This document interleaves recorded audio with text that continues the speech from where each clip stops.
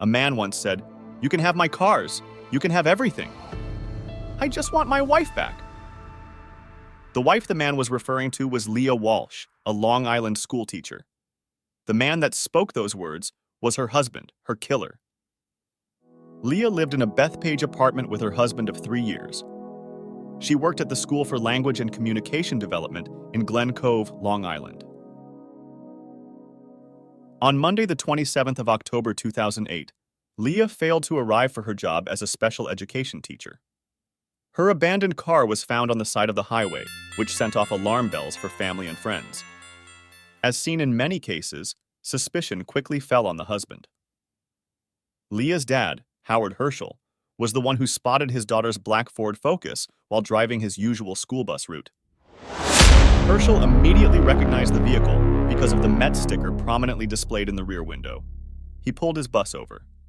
He immediately called her husband, who then called 911, according to police. The vehicle was found with a flat tire along a local highway near the town of Bethpage Monday morning. When authorities arrived, they could not find any sign of Leah in the area surrounding the location of the van. They employed the use of police helicopters, canine units, and officers on horseback to search the area, which is near the massive Bethpage State Park. The only thing they managed to find was her purse in a nearby ditch. Following her disappearance, her distraught husband, William Walsh, made several impassioned appeals to the public, asking for help in finding his wife. Leah and Walsh, both 29, began dating in 2000 while working together at a Long Island sales company. Walsh was instantly smitten with the trim, 5'4" brunette.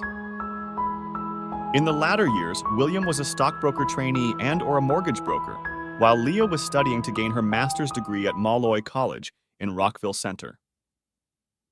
Before the couple moved into their apartment in Bethpage, they lived with their parents in Rockville. Neighbors often hear them cursing and fighting. However, there were no domestic incidents reported to law enforcement. The last time anyone saw or heard from Leah was in the early morning of Monday, October 27, 2008. William was the last person to see or hear from her that day. The next day, Walsh told reporters that he received a text message from his wife early Monday morning, just a few hours before the car was spotted, telling him, "Have a great day." But did she send that text?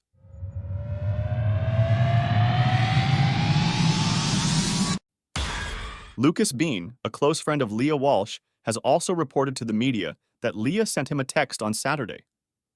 The college friend told the media that based on her text message, they had a huge fight.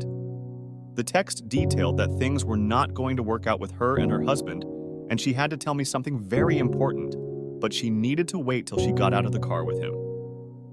By the looks of it, all wasn't going too well with the union of Leah and William Walsh.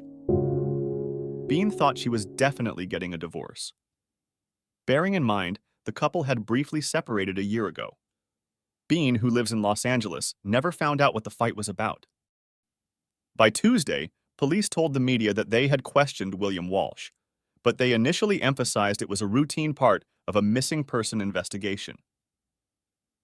In an effort to gather more information into Leah's disappearance, police interrupted traffic near where Walsh's car was found and handed out missing person flyers to passing motorists in the days following her disappearance. On Wednesday morning, a motorist reported seeing the body. The two-day search came to an end when authorities found her body dumped several miles away in the woods. Her body was discovered about 50 feet from the North Service Road of the Long Island Expressway on a property that belonged to North Hills Country Club. It appeared the corpse had been there for more than 24 hours, police said. There was a witness who also came forward, who placed William at the location of Leah's vehicle in the early morning of Monday, October 27th. William was seen leaving the abandoned car by a driver in a state transportation vehicle. There was a yellow car parked at the roadside. Here is a timeline of events on the day Leah disappeared. The police believe Leah Walsh usually leaves home for work between 6:15 a.m. and 6:30 a.m. At about 6:30 a.m. Monday, a State Department of Transportation worker left a sticker on the side window of her car displaying it had mechanical problems. No one was inside.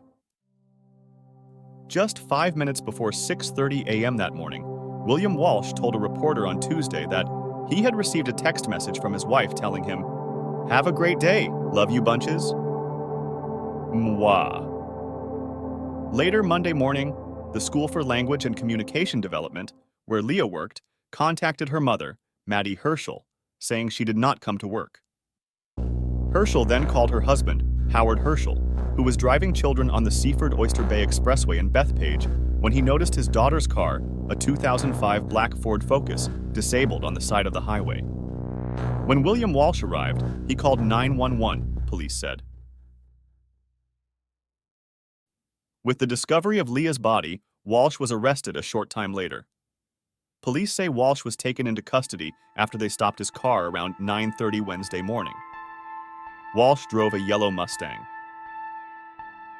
He made a verbal admission shortly before 4 that afternoon, after several hours of questioning, police said. He wrote a 7-page confession, which his lawyer later said was coerced. Investigators had also gathered physical evidence of the crime. Police had arrested Walsh because of inconsistencies in his alibi and his story about what had happened to Leah, sources told the media. Walsh pleaded not guilty to a second-degree murder charge at his Thursday morning arraignment. He was being held without bond. Here is what police theorized. Homicide detectives believe he strangled his wife Sunday after returning from a trip to Atlantic City. Lieutenant John Azada, commander of the Nassau County Homicide Squad, said the couple fought over William Walsh's alleged infidelity when the dispute escalated to homicide. Police allege that Walsh choked Leah on October 26, 2008, after the two argued in the bedroom of their Bethpage apartment. Police said that the murder took place early that Sunday, and that Walsh covered her body with black trash bags and went about the rest of the day carrying out his normal business. He visited the gym, did laundry, and ate at McDonald's while planning how to throw suspicion off himself. At around 10 p.m. that night, police allege he removed her body from their home, put his wife's body in the passenger seat of her Ford Focus, and drove to a wooded area in North Hills where he dumped her body. He then abandoned her car on the side of the Seaford Oyster Bay Expressway in an attempt to make her disappearance look like a carjacking, police said. William's elaborate ruse began with him releasing the air out of the right front tire, making it appear that the vehicle had broken down, and later returning to the scene to dump her purse near her vehicle. He then sent himself a fake message using her phone. William ensured he left the vehicle on the side of the road where possibly her dad, completing his driving job, would see it. Then his performance on the local news with his tearful plea for information and her safe return was the icing on the cake. It was all fake. His attempts to throw investigators off his trail only lasted for 2 days. He didn't anticipate being spotted by a Department of Transportation help truck employee running from one car to another. Despite a confession, Walsh's attorney insisted that police had made a rush to judgment and his client was innocent. Defense lawyer Carl Seaman claimed the confession was the result of at least 9 hours of continuous, non-stop interrogation. This is a case that should have taken weeks to work on, not days, Seaman told reporters at his client's arraignment. At the sentencing, Walsh's attorney William Petrillo of Rockville Center objected to characterizations of his client as lacking emotion. He said there was no premeditation and that the crime occurred in the heat of passion.